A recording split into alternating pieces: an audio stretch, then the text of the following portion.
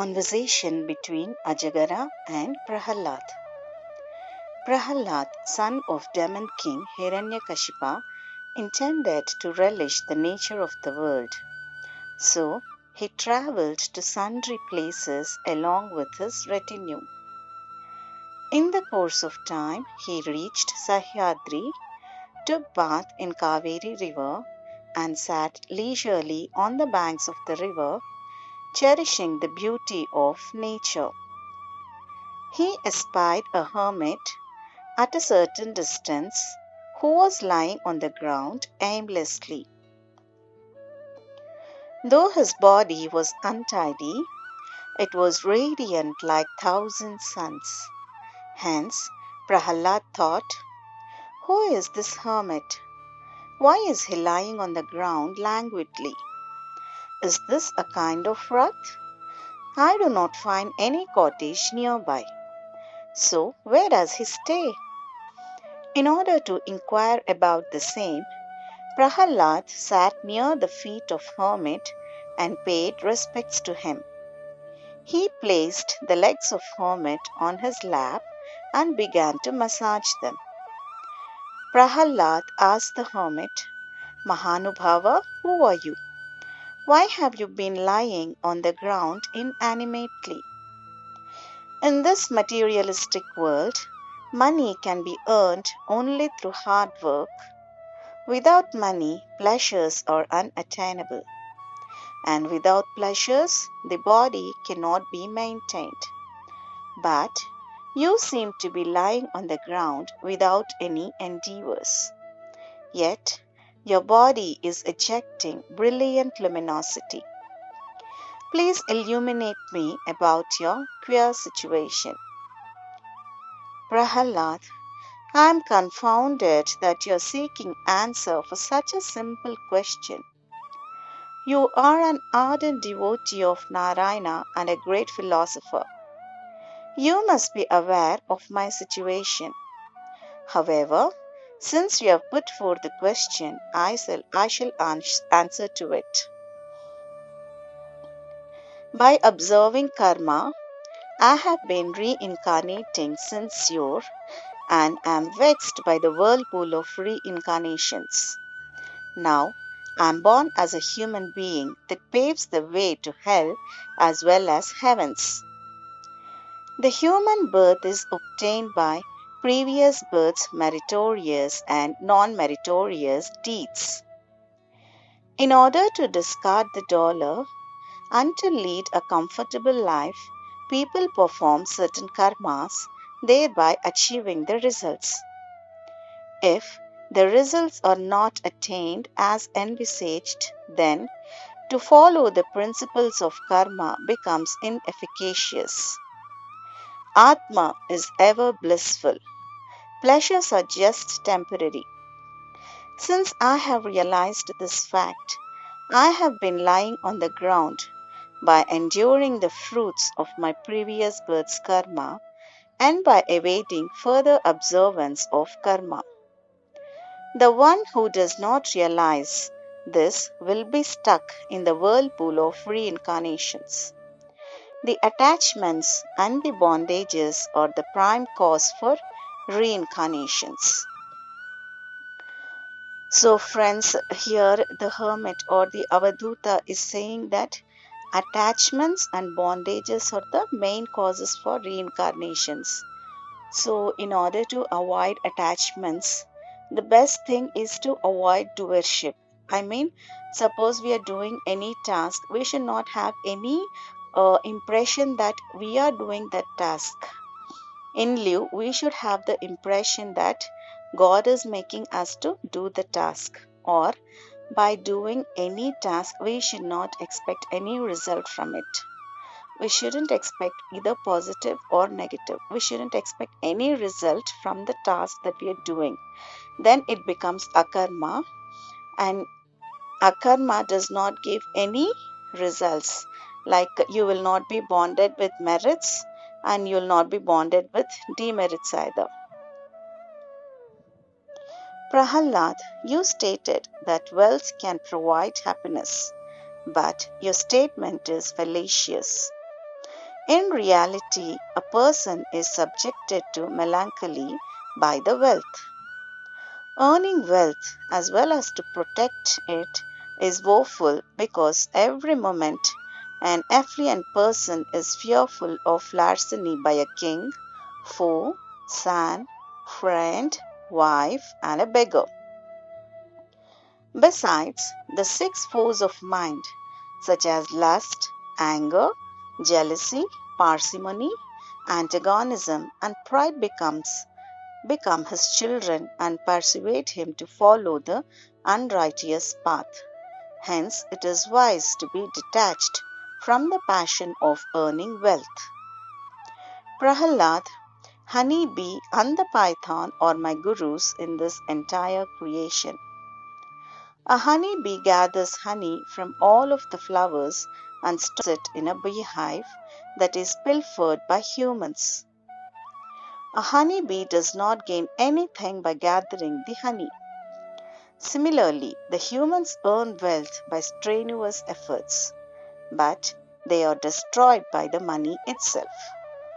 On contrary, a python is reluctant to any attempts and devours the prey that comes in contact with it. Even if it is lacking food, it sleeps contentedly without any attempt, and it can even fast for any number of days. Hence, I have learnt how to be contented by observing the python. I neither aspire for anything nor I grieve for anything. I eschew reciprocating and do not rebuff if I am offered with something. The dualities like happiness, sorrow, valuable attires, torn clothes, travelling by palanquin, travelling on barefoot, sandalwood, dust, sleeping on cozy beds, sleeping on the ground, bitterness, sweetness are equivalent to me because I am devoid of demarcation and hence I have obliterated the discretion between happiness and sorrow by the intellect by mind, mind by ego, ego by Maya, and Maya by the experiences of soul. Due to the experiences of my soul and the unperturbed connection with my Atma, I am in ceaseless blissful state. So, the Avadhuta here is clearly mentioning that since he is in connection with his self unremittingly, he is enjoying the eternal bliss. Prahalad, since you are a yogi, I have revealed the secret behind my blissful state. Though it is unacceptable to others, you can assimilate it as you are possessed with such capability. Prahalad served the hermit gleefully, who was in the state of Python, worshipped him, and then took leave from him.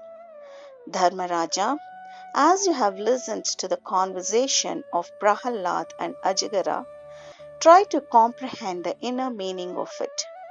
So saying, Seshnarada concluded his narration. Deepaka, the above story reflects the nature of Dattatreya. But Gurudeva, you did not specify anything about Dattatreya while narrating the story. Deepaka, you are not able to extrapolate the sequences of the story. I have already apprised you that Dattatreya appears in multifarious forms to preach his devotees about Atmagyan. Hence, you can perceive Dattatreya accordingly. So, from this it can be concluded that the Avadhuta whom Prahalad served was none other than Lord Dattatreya. Conversation between Avadhuta and King Yadu. Deepaka, once upon a time, Uddhava prostrated to Sri Krishna Bhagavan and requested him to describe about the nature of Atma. Vasudeva replied thus, Uddhava, one has to realize the nature of Atman by himself in lieu depending on the teachings of other persons. Human beings are possessed with the knowledge of discriminating between the good and evil. Hence, they have to achieve advancement by themselves. In reality, an Atma is a Guru for itself. Ergo, the enlightened beings envision Paramatma in the human body. Though the universe is cornucopia of animals without feet, animals with 2 feet, 3 feet, and 4 feet, I prefer the human body because it is only through the human body that the spiritual practitioners analyze my nature and then realize it. Therefore, I am fond of human body. The mind, ego, intellect, and intelligence are insentient. But the practitioners presume that through some invisible power they have gained consciousness and hence they rummage for that invisible power. In the process, they are reaching me.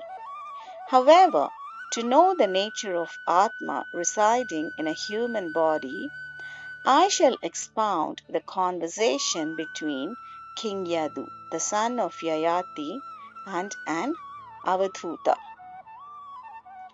So, friends, Sri Krishna is saying that he's really fond of a human body because humans have got that intelligence. We can differentiate between dharma and adharma, and we can even get connected to ourselves very easily, which is not possible for other animals and birds, right? So, Sri Krishna is saying that he is fond of human body. On an auspicious day, King Yadu discerned an Avadhuta. He paid obeisance to his lotus feet and questioned him in this manner: Mahanubhava, you are handsome as well as a poet possessing higher order of wisdom. Yet you appear to be retracted from reactions and rove like an insane person. You're not working even to appease your senses. How could you gain this knowledge? Though you are a learned person, you're behaving like a child. Usually, the humans are anxious, but you seem to remain composed throughout the day, and you do not have a scunner against emotions. Nevertheless, you are wallowing in internal bliss. How could you achieve this? Please elucidate the same. The Avadhuta described as below. King Yadu, since I am blessed with 24 gurus, I am enduring the eternal bliss. I shall expatiate each of my guru. So here, like we all know that the Lord Dattatreya had 24 gurus, and he is going to explain the characteristics of each guru and what is the lesson that he has learned from each of the guru. So his first guru is Mother Earth. My first guru is Mother Earth. Though human beings stamp, dig, and plow the earth, she tolerates everything with fortitude.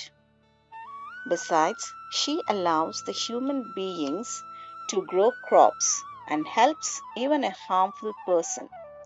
Hence, I have learned patience, perseverance, and perception from Mother Earth. Wind. My second guru is wind. Our body consists of life force that absorbs the food consumed by us but remains free from desires. Hence, a gnani should be like winds. Body is essential for a gnani to realize Parabrahma. Life force is necessary for the body to sustain it, and food is required to sustain the life force. The winds that blow outside the body absorb the foul odors as well as the fragrances without any discrimination. Nevertheless, it desists from absorbing the characteristics. So here the wind only absorbs the odors, but it never absorbs the characteristics of the particular material. Sky. I have learnt how to be all pervading and the nature of Brahma from the sky. So the sky is all pervading. The sky is nothing but space. Even in an empty room, there is space, right? So we can find space everywhere. In fact, without space, there's nothing. So sky is his third guru. Water. My fourth teacher is water, from which I learnt serenity, tenderness, and holiness. Fire. Fire is highly radiant. Though he consumes everything that he comes in contact, he is ever pristine. The fire takes the form of material through which it is blazed. Similarly, Paramatma attains the form of a being in which he abides. Though fire exists in every particle, it cannot be seen by the physical eye. So, from this para, it is very clear that Paramatma has no particular lineament. He takes the form wherever he is abiding, like he has taken the form of me, he has taken the form of you, because Paramatma is residing everywhere, in every atom of this universe. So, a twig, a leaf, a tree, an animal, an insect. So, everything is Paramatma in the entire universe. So, he has taken so many forms. In fact, he has taken innumerable forms. Moon. The moon increases its size till full moon day and begins to fade away till the new moon day. Although the moon undergoes different phases, his nature remains composed. Similarly, the evil effects of the force of humans, such as anger, pride, jealousy, lust, ego, and parsimony, are merely to the body but not to the soul. So, here we can understand, friends, that characteristics are merely for the body, because a soul is unperturbed by the characteristics, trigunas, and whatnot. It is ever blissful, is it not? So, sun. Next guru is sun. Though sun is single, he appears to be multiple in various rivers. Similarly, though the Atman is single, it appears to be multiple. Besides, sun emits its rays on every particle without any discrimination. He accepts all kinds of water and converts them into rains. Yet he is pristine. Similarly, a yogi should treat happiness and sorrow equally. Pigeon. A couple of pigeons were residing on a tree happily in a forest. In the upcoming days, the female pigeon laid eggs and hatched them. One day, when the male and female pigeons were out to collect the food, a hunter sprinkled grains on the ground and placed a net just below the tree to trap the squabs. Correspondingly, they were caught in the net as they flew towards it to eat the grains. The female pigeon returned from the forest and was despondent to see the plight of her children, and in the process of protecting them, she was stuck in the net. Even the male pigeon was stuck in the net after some time. King Yadu, an individual having a family, is entangled by bonds that destroy him eventually. The pigeons have taught me this wonderful lesson. Python. The python is inanimated. It does not move to collect the food.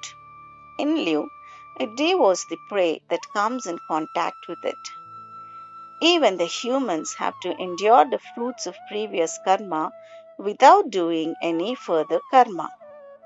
They should discard sleep and food and unite with Atman. Ergo, Python is yet another guru of mine. C. Nobody knows the depth of a sea, and no one can cross the sea by swimming. Though the rivers are absorbed into it, it remains unagitated. Though the water from sea is evaporated and converted into rain, the sea never shrinks, and it is not possible to locate the animals residing in underwaters. I have learnt augustness from the sea. Locust. The locust has taught me yet another lesson. If a locust espies fire, it jumps into it, thus ending its life. In the same way, the humans are falling into the pits of attachment and lust, thereby terminating their lives. Honeybee. A honeybee appeases its hunger by imbibing the honey from various flowers without hurting them. A yogi should live by seeking alms from different houses without hurting them, and he should never preserve food for the following day. Elephant. A male elephant is trapped by placing the statue of female elephant in a pit covered with dry leaves. The male elephant approaches the statue imagining it to be the real ones. As a result, it falls into the pit. This incident exemplifies the destruction of male population due to lust. Beekeeper. The honeybees collect honey from various flowers and preserve them in the beehive. But a beekeeper steals the entire honey, and a honeybee is left with nothing. Hence, I have realized that to earn money more than required is undesirable, and it would be stolen by someone who is mightier than us. Deer. A deer is lured by the melodious music and hence becomes a prey to the hunter. Ergo, a yogi must avoid listening to music, otherwise, he will be deviated from the path of yoga. Fish. Fish is my yet another guru. The fish is attracted by the chum that is thrown overboard and hence gets stuck in the net. Therefore, a yogi must not be fascinated by the food as it leads to destruction. Pingala. Pingala is a cocotte. One day she adorned herself with ornaments and flowers and stood at the entrance of her house to allure the males. Though she stood the whole night through, no one visited her house. Then she realized that she wasted her entire life in earning money in lieu of worshipping the Lord. From that day onwards, she began to meditate on Lord and visited pilgrimage places. King Yadu, Pingala taught me that avariciousness results in sorrow, while devotion towards Lord results in happiness. Osprey. Once an osprey carried a piece of meat with its beak. An eagle espied it and chased the osprey. Out of fear, it dropped the piece of meat that was caught by the eagle. King, the owners of the valuable materials are often entangled by difficult situations. Ergo, an osprey is one of my gurus too. Child. A child is my prime guru, since a child is free from worry, agony, and the child is ever happy in his own world. Even an avadhuta should be like a child. Only two people are happy in the entire creation: an innocent person and a person who has conquered Maya. A young girl. An adolescent girl was residing in a town. She was well mannered and beautiful. Her parents were searching for an eminent bridegroom for her. Once, when her parents were out of station, the bridegroom's parents visited her house to meet her. Since her parents were out, it was her duty to offer refreshments to the guests. Hence, she needed dough to prepare the snacks. As she was kneading the dough, the bangles of her hand stroked with each other and made tinkling sound.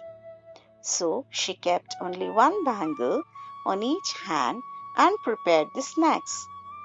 This time they did not make any noise. Hence, a yogi should be alone to practice yoga. If he is in a group, his concentration may be diverted. This is the lesson that I've learned from the adolescent girl. Arrow maker. The arrow maker is my 21st guru. It is quite difficult to make arrows as keen observation is required to know the measurements of an arrow. Ergo, while making an arrow maker does the job with keen concentration. Even if a king arrives, he is not subjected to deviation from his job. A yogi should be like an arrow maker with strong determination until his aim is fulfilled. I have learned how to be in samadhi state in any situation from the arrow maker. Serpent. The serpent is my another guru.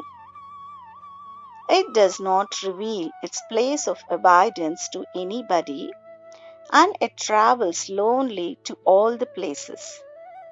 Another important factor to be learned from serpent is that it dwells in an anthill and never tries to build a house for itself.